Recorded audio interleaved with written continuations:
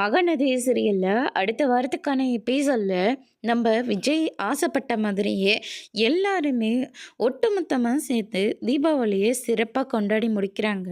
அதுக்கடுத்ததாக பார்த்திங்கன்னா விஜய் இருந்துட்டு நிவின் நேமுனா, அதுக்கடுத்ததாக பார்த்திங்கன்னா நம்ம கங்கான்னு சொல்லிட்டு எல்லாருமே வீட்டுக்கு வந்திருக்காங்க. பட்டாசெல்லாம் வெடித்து பயங்கரமாக தீபாவளி செலிப்ரேட் பண்ணிகிட்ருக்காங்க. அதுக்கடுத்ததாக நம்ம விஜய் இருந்துட்டு உங்கள் எல்லார்கிட்டேயும் ஒரு முக்கியமான ஒரு விஷயம் சொல்லணும்.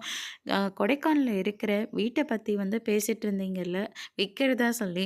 அது யாருக்கும் விற்கிறத விட எங்களுக்கு கொடுக்குறீங்களா அந்த வீட்டை?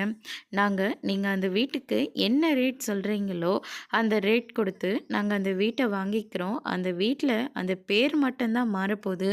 மற்றபடி அந்த வீடு எல்லாருக்குமே சொந்தம் தான். நீங்கள் எப்போனாலையும் அந்த வீட்டுக்கு வரலாம், போகலாம், தங்கலாம், என்ன வேணால் பண்ணிக்கலாம். ஆனால் வீட்டோட பேர் காவேரின்னு தான் இருக்க போகுது.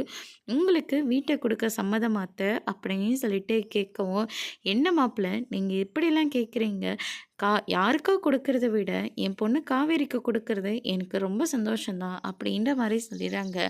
ஆனால் நம்ம கங்கா இருந்துட்டு எனக்கு காவேரிக்கு வீட்டை கொடுக்க விருப்பம் இல்லை அப்படின்ற மாதிரி சொல்லிடுறாங்க.